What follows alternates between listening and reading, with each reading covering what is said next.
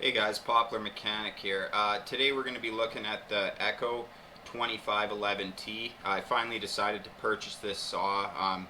I haven't had much luck with Echo in the past, and when I say in the past, I mean a long time ago, like, I don't know, 6 or 7 years ago we had Echoes and we just gave up on them. They were just garbage chainsaws. So I am a little bit skeptical, but a lot of guys on Instagram and on YouTube have been, raving about this saw and how light it is. So it came to my door yesterday, and we'll take a look at it today. Before we get into it, I just want to say thanks to Greg's Repair from Lethbridge, Alberta. We don't have a Echo dealer here in Medicine Hat, so he took some time to order the saw for me and get it shipped directly to me.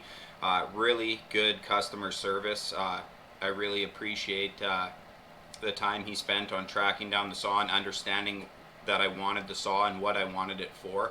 So I'll leave a link in the description to Greg's Repair there with his phone number and things like that. And if you guys are in Canada, anywhere in Canada, he'll ship to you. So thanks again, Greg. Alright guys, so here's the box it comes in, the CS2511T. I'm not going to get into the specs and things like that. You guys will have to look that stuff up on your own, but it's an extremely light chainsaw. It's the lightest in North America, so I just wanted to show the unboxing, and we'll get right into it.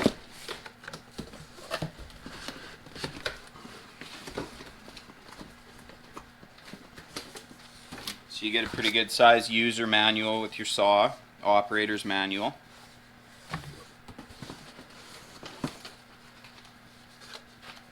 Chainsaw safety manual. Something else.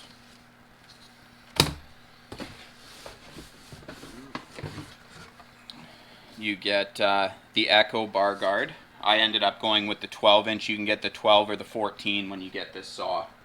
So there's that.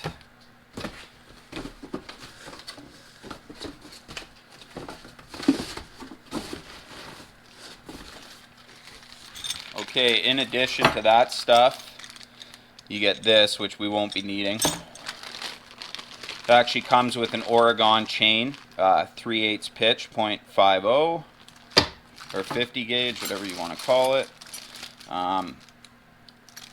Bar wrench, Torx.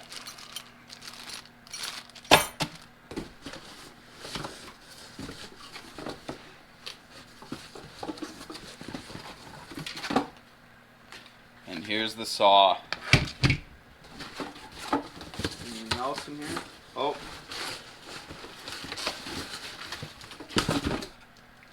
And you get the Echo bar as well.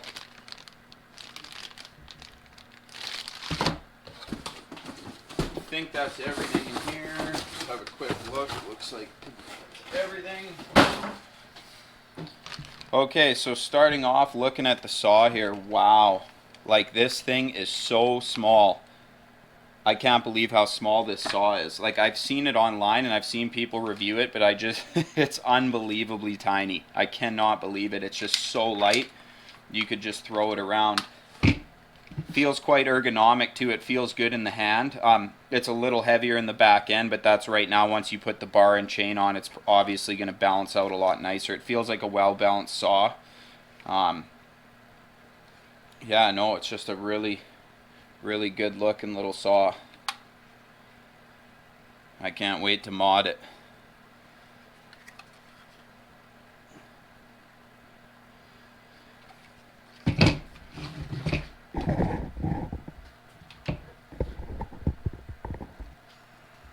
Okay, so now we're going to do a comparison between the 2511T and the 201T I have here.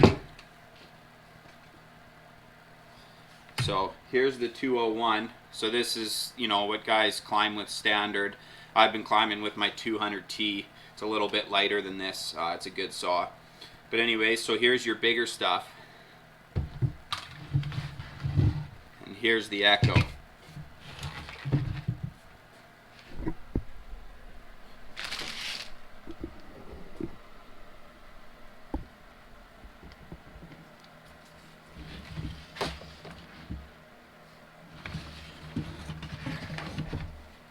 Like, this saw is just much bigger. This thing is so light, it is just unbelievable. Okay guys, so I've just taken the bar off the 201 here so I can give you a better size comparison. So here's from the front, you can really tell in this shot that this is much bigger, the 201. And then here's from the side,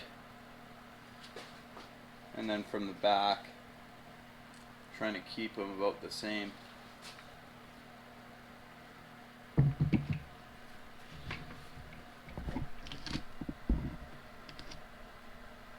Yeah, the 201's quite a bit higher, so I just wanted to give you guys that that size comparison there, so you kind of had an idea. I mean, it's way lighter. I can't describe it. It feels like a cinder block, this one. Okay guys, now that we got the size comparison out of the way, we know it's smaller and lighter, but can it cut? So what I'll be doing now is putting on the bar and chain that it comes with. That's the 3/8 low pro. Now I know a lot of guys have been running quarter pitch chain, but you need the quarter pitch sprocket to go with it as well, and the quarter pitch bar or roller nose as well.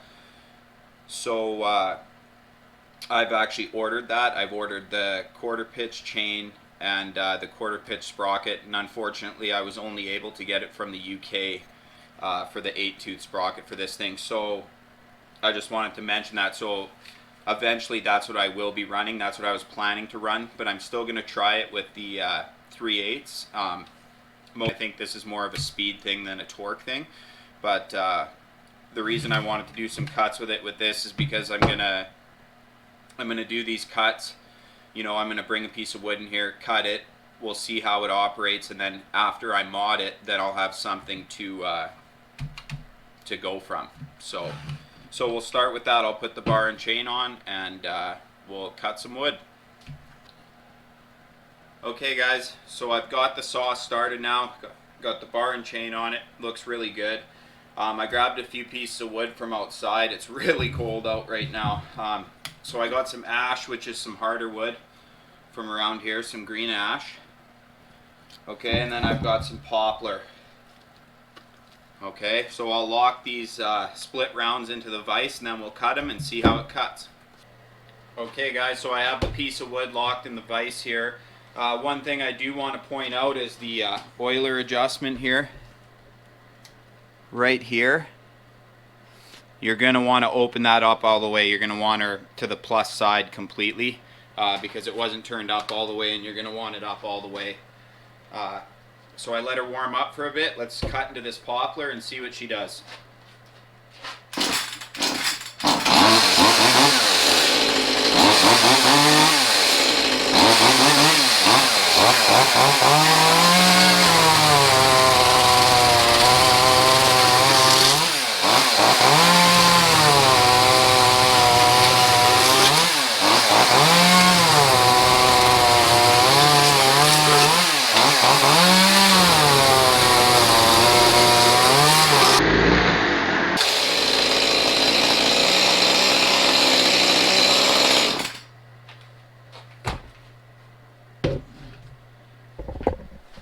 That was a lot better than I expected. Wow.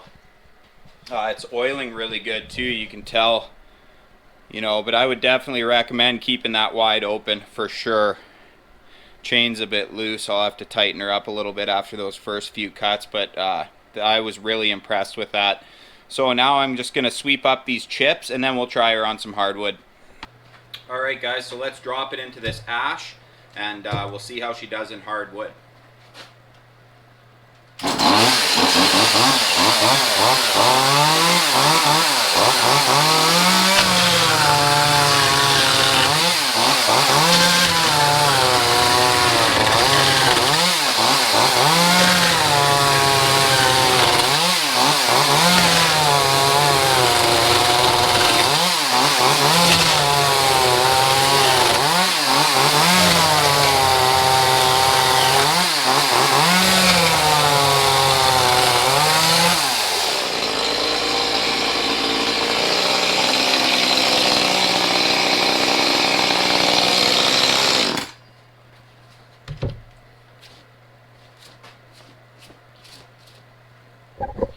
Wow, I'm really impressed with that saw.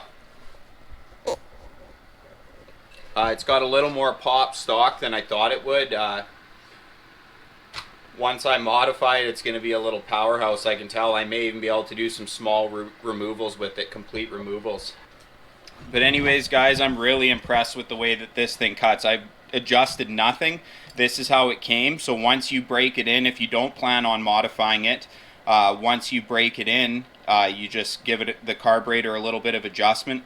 Maybe bring the top end up a little bit once you break it in, and it should be good just the way it is. I've seen other guys' videos where the chain is just chattering. For me, it's not chattering at all. It's really smooth. I use the chain that came with it. I don't think this is a bad setup at all. I think it's fine.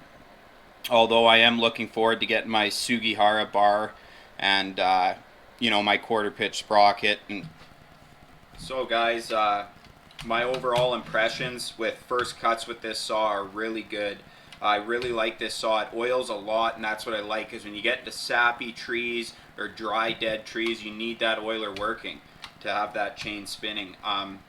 I was actually quite impressed with how the 3/8 went. I'm even more interested to see how the 1/4 setup goes. It's going to be a really good pruning saw. I think they did a really good job with this chainsaw, and only time will tell if it lasts. Like I said, my first impressions are good, but you never know. There could be problems down the road. I pretty much doubt it. I mean, it is a plastic build, but as long as you're not dropping it out of the tree and you take care of your equipment, it should take care of you. So overall, really impressed with the saw, guys. Can't wait to mod it out. Thanks for watching. Like, comment, subscribe, and we'll see you next time.